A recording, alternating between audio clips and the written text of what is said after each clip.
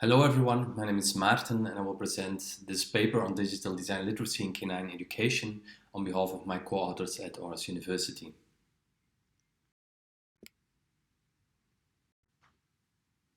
So what is our paper about? Well, we conducted an interview study with pioneer teachers about their experiences with integrating digital design literacy in formal K-9 education.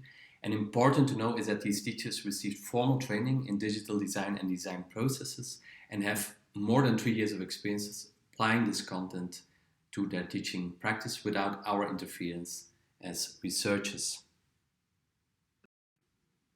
And what do we mean with digital design literacy? Well, our starting point was this definition by former colleague Casper Sco, but in the paper we provide an extensive account of the history of the concept in, for instance, literacy studies and design theory. In short, though, digital design literacy is about educating children to think and act like designers, and the idea is that this will help them to face difficult situations and solve complex problems, not only in school and their future careers, but in life in general. So in that sense, design is regarded as a basic way of knowing, relevant to all people. So what are the main takeaways of our study? The first one is that integrating digital design literacy in formal K-9 education can equip children with the broad competences to act and think independently in relation to digital design and become co-creators of our digitized society. Put differently, it can contribute to what Iversen has referred to as protagonist role adoption. And examples of these competences include framing and reframing a design goal, conducting field research, alternating between divergent and convergent thinking processes, as well as, for instance, the ability to compromise in teamwork. And we describe these and other competences in detail in the paper. Now, for children to develop these competences requires that teachers provide meaningful and authentic context for students in which they engage with real-world problems, and where teachers do not emphasize what children should be able to know or do, for instance, in the form of a finite list of skills, but rather focus on what children should be able to achieve in the longer term, which relates to the second main takeaway of our study. Now, to integrate digital design literacy in K-9 education demands that the teacher can shift flexibly and seamlessly between different roles, and they may not be familiar with some of these roles. For instance, being a guide on a site whereby a teacher hands over partial autonomy to the children, being a co-discoverer with the children, and so forth.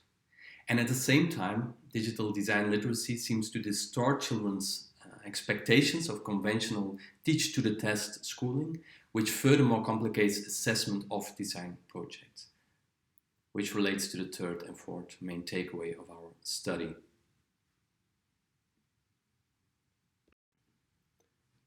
So that were the four main takeaways. Now you might wonder how we arrived at these takeaways. In the next few slides, I will briefly go over the methods that we used and the themes resulting from the analysis.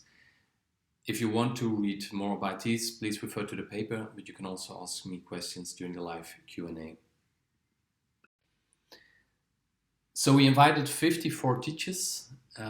All these teachers received research-based formal training in digital design literacy back in 2016. We invited them for a follow-up interview and 11 agreed to participate, and each interview took about 60 to 90 minutes. And the teachers come from different schools located in 4 Danish cities in Jutland, as you can see on this map, including Aarhus, where I'm based at the moment.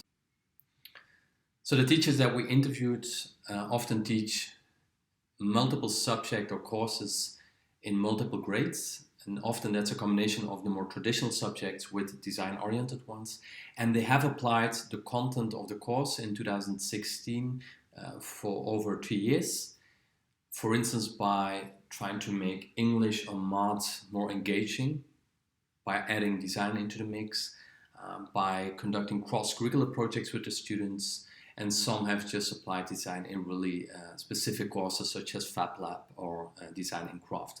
So a variety of teaching practices. Now, during the interview, we first asked about the teacher's background and motivation to apply digital design to their teaching. And then afterwards, we asked them what value they believe design can bring to K-9 education, which competences children may develop this way, what challenges they as teachers have encountered, and how they go about assessment. And we analyzed the transcripts of the interviews thematically within Viva software, and this was done in 6 steps as described by Brown and Clark.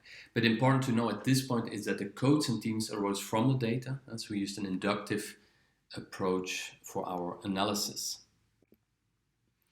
And as with every study, ours also has some limitations. An important one is a potential representation bias, because we could only interview the teachers who responded to our request, and we might obviously have missed out on alternative views. Another one relates to the external validity of our findings, and more particularly the extent to which our findings are specific for a Danish context and Danish societal values. So I would be quite interested to see similar interview studies being conducted in other countries in order to compare the findings. And that brings me to the actual findings of the interview study with pioneer teachers, which we present in the form of 6 major themes in the paper. And I don't have time to go over each of them, but I will just pick 2 to give you an idea. So the first theme is that design can serve as a vehicle for children's agency and empowerment.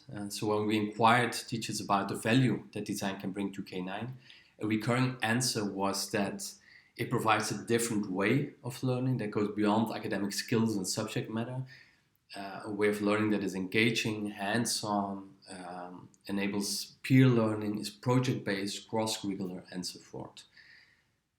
And at the same time, it can equip children with the competences to critically reflect on digital technology, co-create meaningful alternatives, and contribute actively to society as citizens.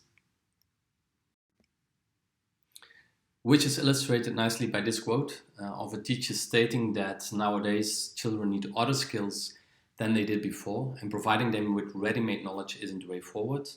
You need to give them room, facilitate a process where both you and the children don't necessarily know where they will end up, whereby the whole process becomes a goal in itself. Another theme, the 5th one, relates to assessment of design projects. And overall, teachers hold rather negative attitudes towards the use of formal learning goals, and especially towards summative assessment aimed at grading children. And the reason is that they believe that formal objectives, standardized benchmarks, are hard to define in the context of design, and that these add little value for children. And they are also concerned that a focus on grades may lead children to build their identity around grades and prevent them from developing the competences that design is so well suited for, and sets it apart from other more traditional subjects. So instead, teachers prefer to focus on children's individual learning trajectories and tend to emphasize process over outcome in their formative evaluations. Which aligns with this quote of a teacher stating that opportunities for being a child, for experiencing things on your own, to learn by doing or take detours, are getting smaller and smaller. We are locking our children into this strict curriculum, which is sad, he believes, for creativity. And that brings me already at the end of my presentation.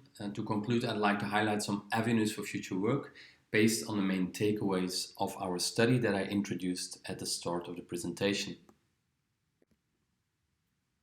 So from these 4 main takeaways, it are especially the last 2 that I believe provide interesting opportunities for child-computer interaction research.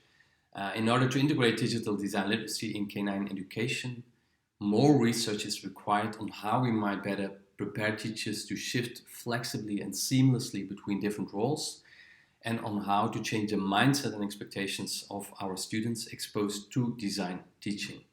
And we believe that this requires a recoding of the classroom and a more visible incentive structure for students, as well as different assessment strategies. Thank you for listening. I'm looking forward to your questions in the live session.